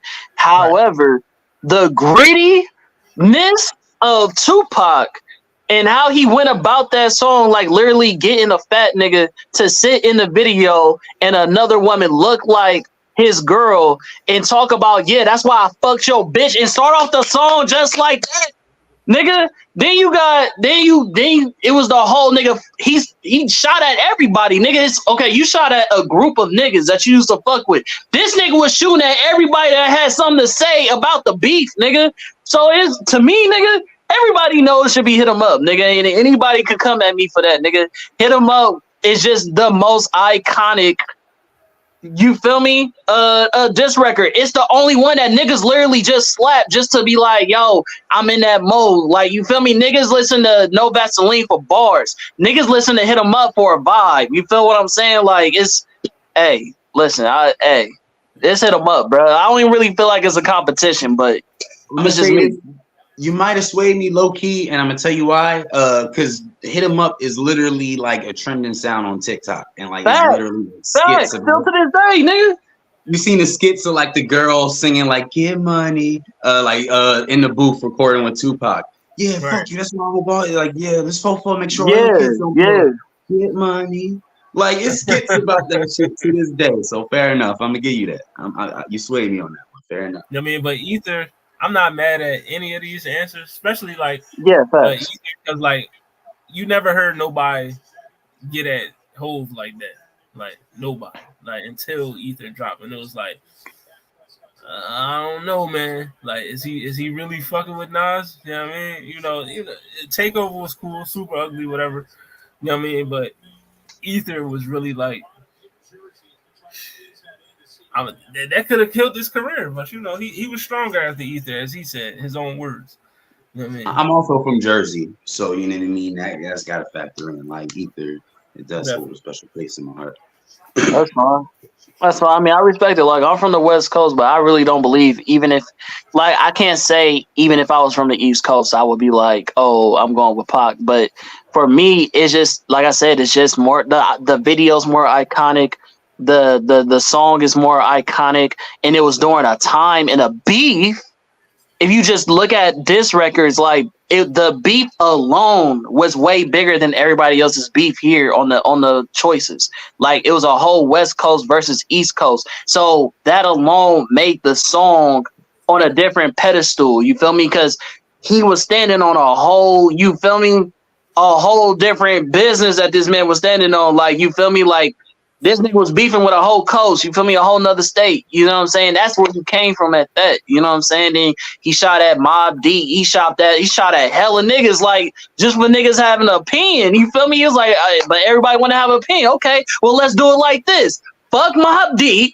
Fuck, like, this nigga was just going crazy. So, yeah, man. Hey, Pac made a huge statement with that. It was so big that niggas was literally trying to kill him after that, bro. Like, that's how bad that fucking diss record was, bro. Like, he did them so bad, and his numbers look so much more crazier than the East Coast at that time, or at least Bad Boy Records. It was like, oh yeah, we gotta take this nigga out, bro. Like, so yeah.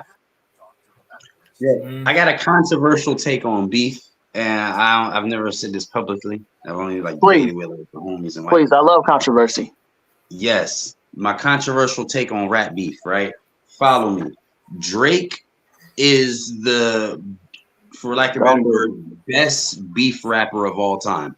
That's crazy. I mean, I'm actually not mad at that because that's crazy. I could this record that's nominated for a Grammy. I'm just saying. That's fine. That's fine. But at the end of the day, though, like, mind you, you put up this shit, right? You put this up, right? Mm-hmm. You never thought about Drake. That's the thing. You never thought about this nigga, bro. You never said, oh, I'm about to put up this song, this song, this song. And if we really was doing that, if we really wanted to go there, it's not Drake. It's gonna be Eminem. Or maybe fucking what's his name? 50 Cent or some shit. Cause them niggas beefed and did songs about everybody. But that nigga Drake, Eminem is undefeated, first and foremost. Drake took L's, nigga, so you can't be the best if you took an L, nigga. I haven't heard of Eminem diss better than Back to Back. But he lost one though. You ain't never heard him lose. That's the difference. Now, I'm not going to. You better stop it. M was never ducking smoke, but it's kind of like the Kendrick factor, where it's like Kendrick is he's like maybe he's in the ranking just because he showed like, yo, I'm openly inviting smoke, and no one really came at him, and it was never really nothing. Right. He openly was about to smoke, so he gets credit for that. Same with him, but he never really faced anyone that really was on his level, and that's unfortunate. But he never was tested. So I don't even really count him. Like, I mean, I count him, I rank him, but I can't really. Who you talking about? Who you talking about right now? Oh, Eminem. He's never really faced enough like Ja Rule. He dissed a lot of pop stars and like Britney Spears and them niggas and shit. And it was funny, and he got off. And overall, he was never afraid to smoke. But and he gets credit for scaring motherfuckers away from ever trying that until later years when he wasn't leaked. So that's a whole other story. But I mean, that is true. Eminem never really, like, everybody on this list had beef with somebody that was like prominent. You know what I mean? Of course. Right. And again, I'm just trying to be clear. I'm giving him his credit because it's not like he was fucking it. He would have been, anybody could have came at him. He had beef with niggas. They just weren't as nice on him as him on the mic. So you know what I mean? Like, but like M.A. had that like, cause like was he dragged into the Ja Rule beef? Yeah, but that was 50. That was G Unit versus Murder Inc. You know what I mean? But he was in it, but it was more G Unit versus Murder Inc. You know what I mean? Like you said, Tupac had Biggie, a whole East Coast. You know what I mean? He was beefing with. Nas had Jay-Z. We know who Jay-Z was, what his standing was. Cannabis, LL Cool J. You know what I mean? Come on, everybody know who the fuck LL Cool J is. And then, Ice Cube beefing with NWA. He had beef with Common. You know what I mean? Eminem, you want to I mean, he had words with Cannabis, but it wasn't really like a super publicized beef. You went at it with Benzino. Benzino is trash. You know what I mean? So ICP, Insane Clown Posse. Insane Clown Posse. You had beef with them. Like, I mean, it's just like, who was you really going to war with? And then when we, some niggas say he lost to Machine Gun Kelly, some say he didn't. Some niggas is crazy. But it's like he slaughtered. MGK had a little moment, and I give him credit, but he eventually got wiped out. That's crazy. Well, I say MGK lost because that nigga's no longer even rapping. Facts. You know what I mean? He in a whole other genre. Like, you can't do a song about dissing some nigga while fucking what's that shit that nigga's glazing the whole time. Like, you can't. The nigga doing the song was talking to just giving him flowers. He was giving Eminem flowers while trying to diss him at the same time. You can't do that, bro. If you gonna go at him, go at him. Don't be trying to glaze and go at him. Like, what we doing? Right. You making the diss invalid at that point. Right. But let me just say this. Let me say this about my Drake take real quick. I'm just gonna throw this out into the atmosphere because I know we're probably gonna move on. It's debunked already, bro. But I'm just like, but go ahead. I'm just fucking with you, bro. Go ahead. Let me cook real quick. I got you. Go ahead. So Drake, keep in mind, this is Drake we're talking about. Everyone else in this whole situation, other than M, is a nigga from the hood that is expected to be able to handle smoke. Ho, Nas, Pac, Ice Cube, these are all niggas that are all like, what I'm saying, reputable niggas. Drake is Drake. So he should have lost every beef. Drake and beef shouldn't, in theory, even be a thing. He's ducked. I mean, and again, Big and Pac obviously were taken from us. They didn't live long enough to have more beef. You know what I mean? Hov and Nas went corporate with this shit. Drake has ducked less smoke from higher ranked MCs at different points in his career. And the only reason he lost Pusha T shit is because, number one, the blackface picture, which was egregious. I mean, come on, like, that's egregious. And then number two, the child shit. He beat him because of T. Drake actually out-rapped him. But he did. I wouldn't go. I don't know about that. I agree. I always said that, Infrared was fire, but Duffy Freestyle was better. You know what I mean? And then, the story of Adonis, whatever, it was just the shock value of it. You know what I mean? Because you outed him for having a child. Like, I mean, other than that. That's still a high factor, though. Because now we're talking about a song versus a beef. If we in war and you bring a pistol and I bring an AK, nigga, shock value, nigga, you over with, nigga. Like, you done. It's just the you may have had better accuracy with that pistol, but because I had this automatic nigga that made more sound than you, that's all that mattered, nigga. Listen, one thing Blue Hill Avenue taught me, you can go into any gunfight with a pistol and win. So, Yeah. I don't know. I don't know what hood this nigga from. Cause with the shit out of it, nigga, you get laughed out the fucking room, nigga. If we finna go to war and you got a pistol on you, nigga. I'm just saying. At least it ain't the Harlem Nights 38, but you know what I mean, with a 22. But stupid. Stop shooting that little ass shit. Stupid, bro. Hey, shut up, man. You got me laughing, nigga. That was a good nostalgic moment. I just had a flashback. We go. All right, so we gonna get this. Who said that? Popping real quick. So you know what we do. We give you some bars, and you gotta guess who said it. You know what I mean? Hold on, where we are? Right here. And I'll read them all. Oh man, that shit blurry as a bitch. I don't know why it's blurry, but that's crazy. Hold on. I can now still read. Now you know we in our 30s and shit, nigga. I don't know what how we supposed to decipher this motherfucker. I don't know why it's blurry. Yeah, send that resend it to me. But I can still read it. Man. What's her name? What's the girl from One Piece, bro? Starts with an N.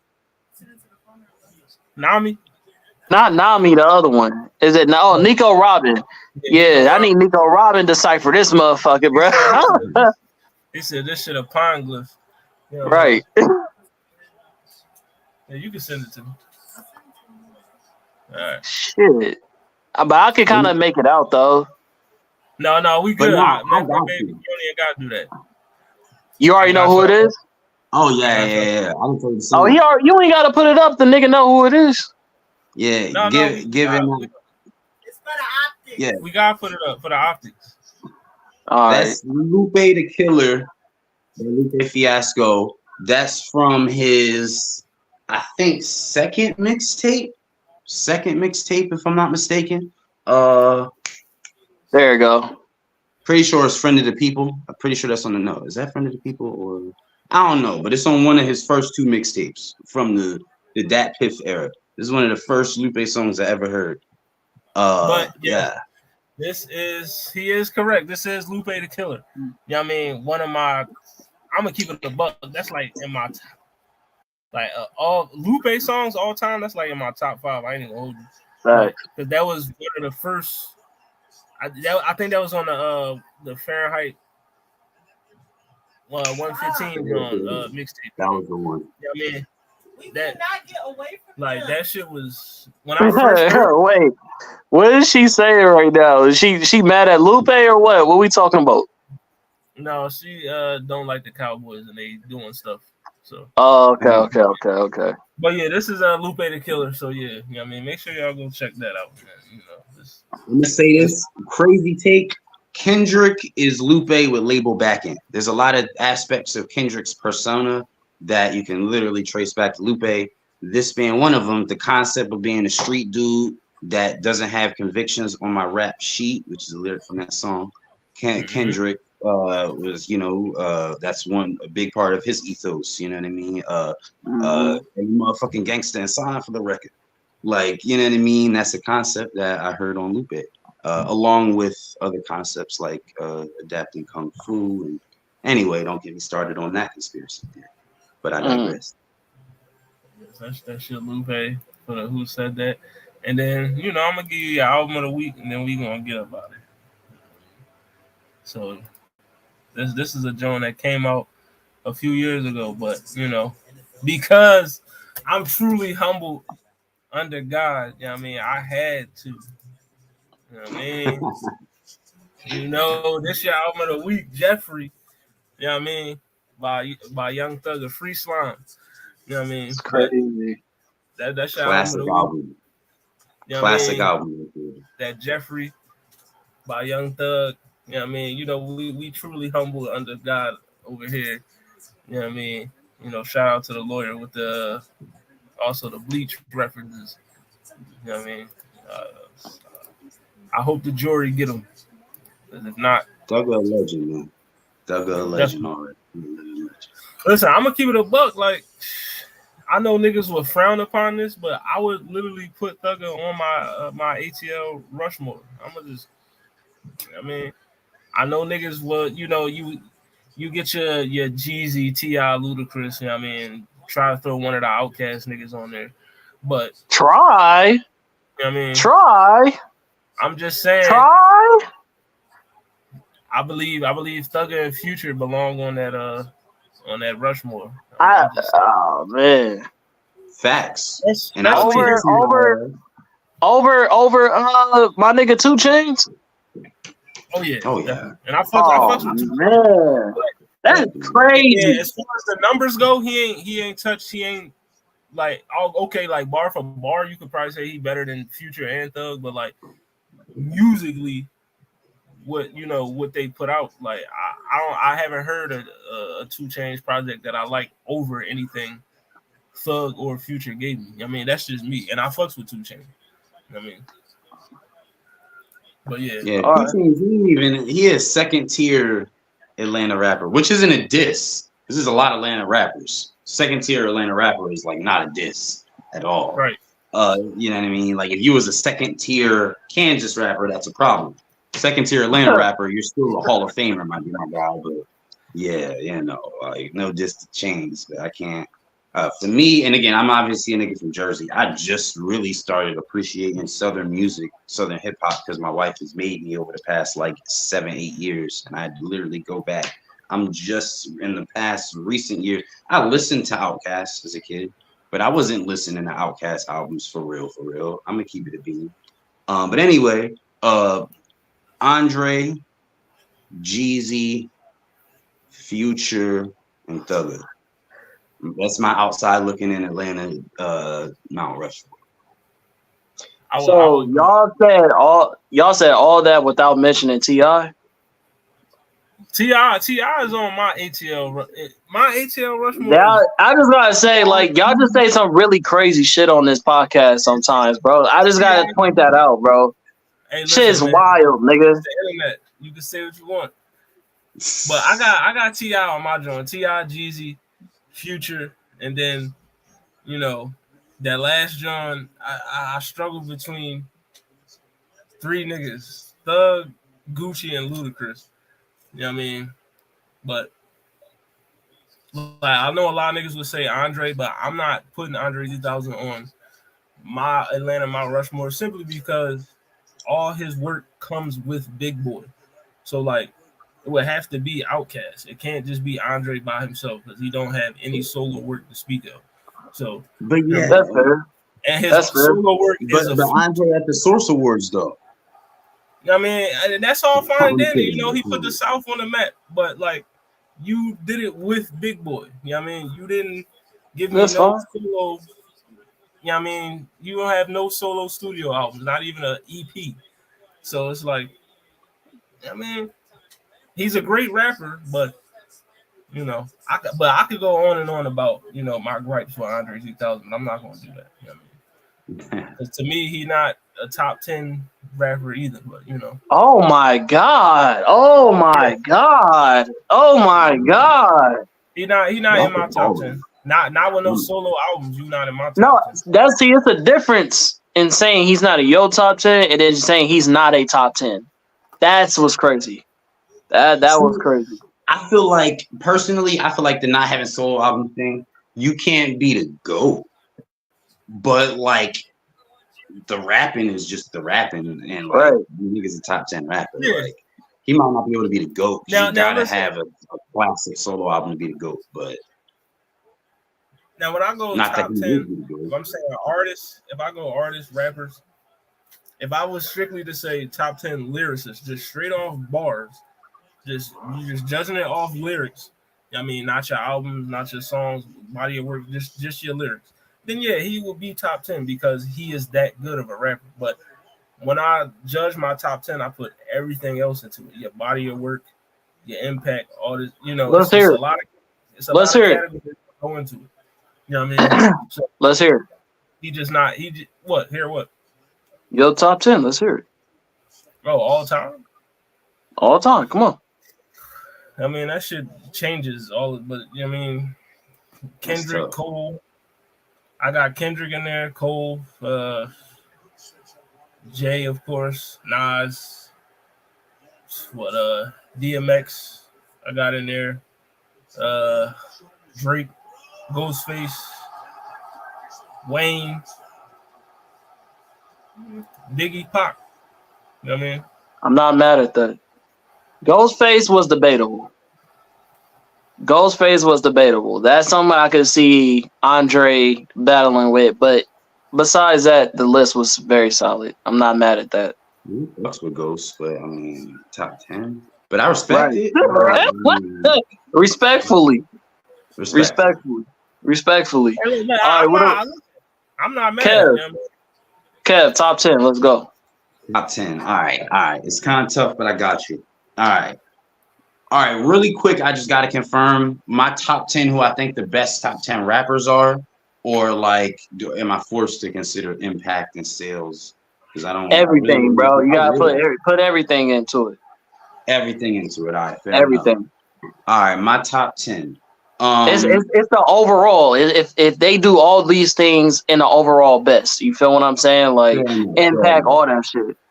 All right, yeah, I will consider impact, which doesn't rank too high for me, but it is. I'll factor it in to be fair.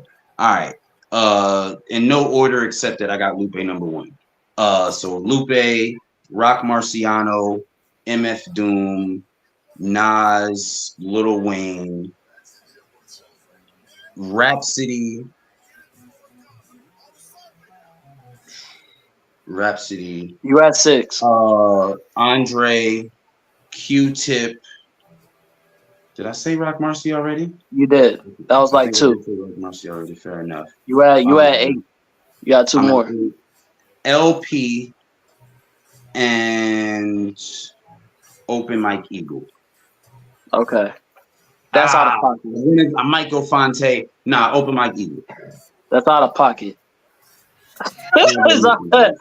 Out of pocket. Niggas sleep on Fonte though. He like Fonte. Nice. That nigga's a he just beast. don't got enough. I just need more music. Just need more. When you talking about rapping, that nigga be rapping. Like Also shout out Pharoah Monch too. I ain't hear that name in a minute. And Black Thought. There's so many. That's what I'm saying. I might Black Thought is crazy. Yeah. I don't think he's my top 10 though. I don't think he's not in my top 10, but he's definitely in the top 20 for sure. Valid. I gotta put him top 2. I gotta take Open Mike out. I mean, there's this tournament part 2 coming. Who the fuck we gonna put in that bitch at this point? Nigga, we damn near put in everybody. I mean, we didn't. We left out a lot of niggas. All right, we can talk about it. You know, it was niggas that was supposed to be in there that didn't make it. That's fine. We can talk about it. We just got, I don't know. We're going to have to redo it. We got to find out who we can fit in there because it's a lot of the greats was put in this bitch. So we'll see. Joey Badass was put in there and he lost, I think, to Jid. Yeah, he lost to Jid. Yeah, I got Joey over Jid, but that's just me. Oh, I mean, that's not a bad loss. I mean, I flip flop between Joey and Jid because one day I like Joey more, one day I like Jid more. It just I fuck with Joey, but Jid is another level to me, man. As a lyricist, Joey has every fucking thing you need as a lyricist. Like everything. That dude is. His creativity with bars is on a different level. I think Jid is great when it comes to cadence and shit like that. But when it comes to Joey's, the way he sets up his bars and his similes and shit like that, his metaphors, to me, hit way harder. But, you know, I digress. But, you know, this has been a great episode, man. You know what I mean? We appreciate, you know, Kev for coming. Appreciate you. Rocking with the Sound Like Gang. You know what I mean? For sure. It's been dope. But, you know, let the folks know where they can find you at. You know what I mean? Yeah. Yo, again, appreciate y'all for having me on for real. I'm trying to come back. You know what I'm saying? Stir up the pot, just all hip hop, just some crazy takes and shit. I got some more that I didn't even get into. But anyway, but yeah, man, Moisturized Kev. I'm on all social media sites. Moisturized Kev, all one word.